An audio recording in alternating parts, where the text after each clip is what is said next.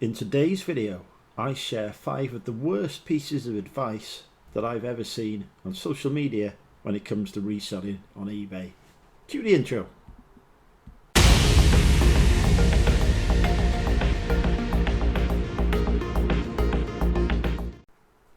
Hi folks, welcome to the channel. My name's Andrew. I am a part-time eBay and Amazon reseller, which means I buy stuff and sell it on both platforms for a profit. Currently running 2 5-figure businesses doing that, hoping one of them will become 6 figures, and at some point both. I thought I would share, based on my years of experience of selling on, particularly on eBay, 5 of the worst pieces of advice that I've heard given out on social media when it comes to reselling. There are a lot of Facebook groups, TikTok videos, YouTube videos, Discord groups, I don't know, other WhatsApp groups, all kinds of places where you can get advice on selling on eBay. But what I would say is some of that advice is absolutely terrible. So I've got a little list that I shared a while ago with the Money Mental UK Facebook reselling group, which is obviously on Facebook, of some of the worst advice that I'd seen from being in the social media groups. It's in no particular order, but in at number 5 we have got: don't put tracking numbers into eBay on your orders. That is a terrible piece of advice. You should always add tracking to your orders. Not only does it let eBay know that you've dispatched your orders on time, which means that if you get feedback saying that an item arrived late, eBay will be able to check that before giving you a late delivery defect. And if they can see that the item's been dispatched on time and received by the customer, they'll either remove the defect automatically, or if they don't, you can speak to them to get that removed.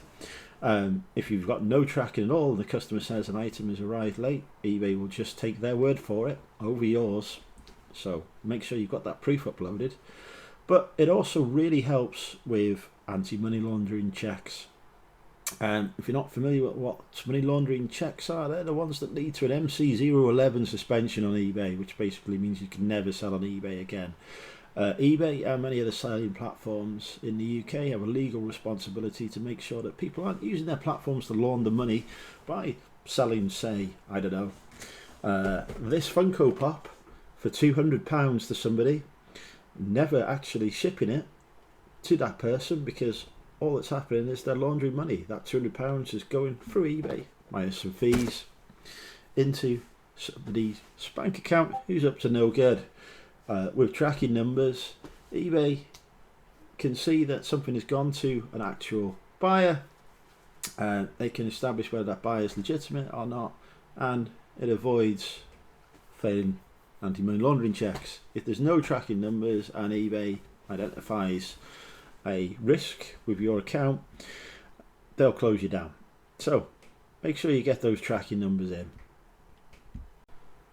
I should say that if the majority of your business is large letter or letter, you can also get around the fact that there's no proper tracking on those by buying your postage through eBay directly.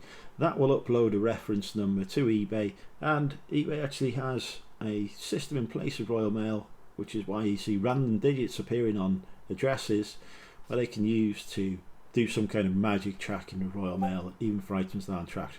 It doesn't help you at all with an item not received case, but it does let eBay know that that transaction was legitimate. So just a handy hint there for you. And in at number 4, use the out of stock option to cancel an order if you can't find it. Really try and avoid that if at all possible. If you select out of stock as a reason for not fulfilling an order, basically for cancelling an order on eBay, you will get a defect on your account. Get too many of those and eBay will start charging you more in fees, and eventually even maybe suspend you from using eBay altogether.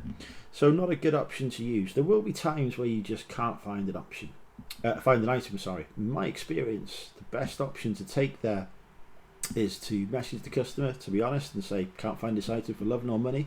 Do you want to wait to see if I can find it, or do you want to cancel the order?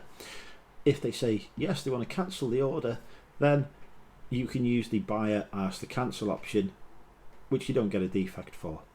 What I also find is helpful in terms of customer service is trying to find another link to the same item from another seller and send that to the buyer as well. Ideally one that's the same price or cheaper.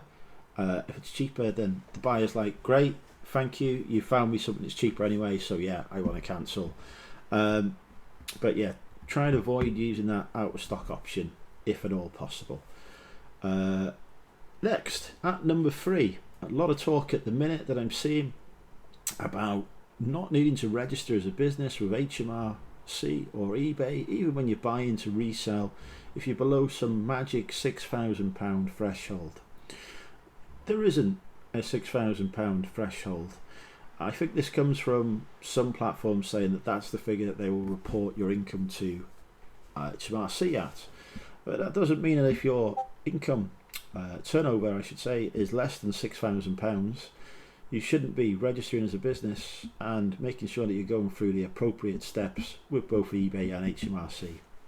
If you want to know more about selling as a business on eBay, I have done a video on the YouTube channel called Don't Be a Wolf in Sheep's Clothing, which will explain why it's better to be a business seller than a private seller if you are reselling on eBay. From an HMRC perspective, if your turnover is in excess of £1,000, then they want you to complete self-assessment, I believe. I'm not an accountant, so I could be slightly wrong on that. I actually registered for self-assessment from day one of starting my business. That just seems to be the most sensible option to do. Didn't want to get in any trouble with HMRC. And believe me, if they find you and catch you, you could be in for some serious financial consequences. It's just not worth the risk. In at number 2, we have got don't use eBay's global shipping program. It's full of scammers and it's overpriced. I've been using eBay's global shipping program since day one. I can tell you the number of times that I've been scammed by a buyer on it in 6 years of selling on eBay, having dispatched literally thousands of items via the global shipping program, is a big fat zero. I might have been very lucky, I admit, but compared to the number of times I've had people trying to scam me on non-global shipping program, it's definitely not something that I've experienced happening. Sometimes you will find that an item turns up with a buyer damaged. They'll claim it's damaged. Whether it's damaged or not, I don't know. But the great thing about the global shipping program is that if an item does turn up with a buyer damaged, eBay will step in and sort out the issues and refund the buyer out of their own pocket. All you need to do, if a case is raised against you on a global shipping program for an item arrived and damaged, is contact eBay via their live chat and explain to them that the item was in good order when it's sent out, it's reached their hub in Lichfield without any issues and been passed on internationally, so it must be down to eBay's courier that the item has arrived damaged. They will then take action to sort out the case for you, and you don't need to worry. In terms of item not received as well, you may have people raise item not received cases. As long as your tracking shows that the item has reached the eBay Global Shipping Hub in Lichfield here in the UK, then again, you're covered. You don't need to worry. eBay might choose to refund the buyer, they might not, but it's not going to come out of your funds. So actually, it's the opposite of being a service that you frequently get scammed on. It's actually really difficult for you to lose money doing a global shipping program, as long as you're, shipping the actual item the buyer has ordered. And even then, I've had it where a buyer's had something arrive that appeared not to be what I'd sent, or certainly wasn't what they'd ordered, and eBay again refunded them. So that was not with my funds being touched, that was all out of eBay funds. So definitely not a place that's full of scammers. Whereas selling domestically in the UK, it happens quite often. International postage is expensive on global shipping program. Buyers do pay more, they pay some crazy money. It is cheaper to offer your own international shipping quite often, but I've actually found items that I've sold where I can't ship as cheap as eBay can. The fee that's been paid on global shipping or been quoted to the buyer has been cheaper, and you've got to remember that that fee also includes any sort of customs, etc., that the buyer would be liable to pay otherwise, which is why it's a bit inflated. If you are shipping an item with your own postage and not charging customs etc. to the buyer, then the buyer is responsible for sorting all those customs payments out, and sometimes they don't bother and you get the item sent back to you. When I was doing my own international shipping, that happened to me a few times where the buyer didn't realise they'd have to pay custom charges for the item in their country, and they didn't pay them, so the item ended up back with me and I was out of pocket. So on to the next item on our list. So the final item in at number 1, and the thing that annoys me the most when I see it on social media groups, is don't sell to zero feedback buyers. Anyone who's been selling on eBay for a number of years will tell you that the buyers they have the most issues with are by and large the ones who have hundreds or thousands of pieces of feedback. It is very rare to have an issue with a zero feedback buyer. Most of the times when you have a buyer who's got zero feedback, they've seen your listing on Google Shopping and purchased it from Google Shopping. Because they don't have an eBay account set up, they don't have any feedback, and therefore they've done what's known as a guest checkout. They may actually have an eBay account themselves but just not logged in, not even realise that they need to do that. Sometimes that happens. But yeah, it's called a guest checkout. They've just bought it by directly clicking on the link on Google, which is why you promote your listings, so that they appear on Google.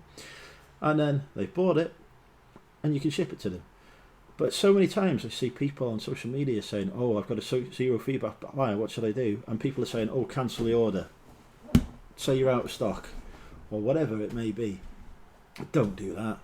A, it's not good for your metrics if you go around cancelling orders all the time. Unless your select buyer asked to cancel, but they didn't ask to cancel, so they're probably going to kick off if they don't get their item.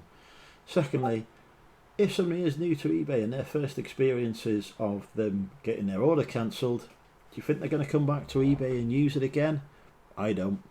So you're actually harming the business that you're trying to run by driving away potential customers. Don't do it. Basically, you're a zero feedback buyer, just make sure you send whatever it is they've ordered tracked. You've got the tracking to show the items delivered. If there's any issues, just allow eBay's normal processes to go through and resolve that. Yeah, occasionally you might have an issue with zero feedback buyer. You're far more likely to have an issue with buyers who've got a lot of feedback. Anyway, that hopefully, if I've done this video correctly, we'll find out on the run through, is 5 of the worst pieces of advice that I've seen given on social media about selling on eBay. Comment down below whether you've got any additional pieces of bad advice you've seen that you think should be added to the list, and perhaps in the future I'll do a video of all of the contributions from the viewers as well. Bye for now, folks. See you on the next video.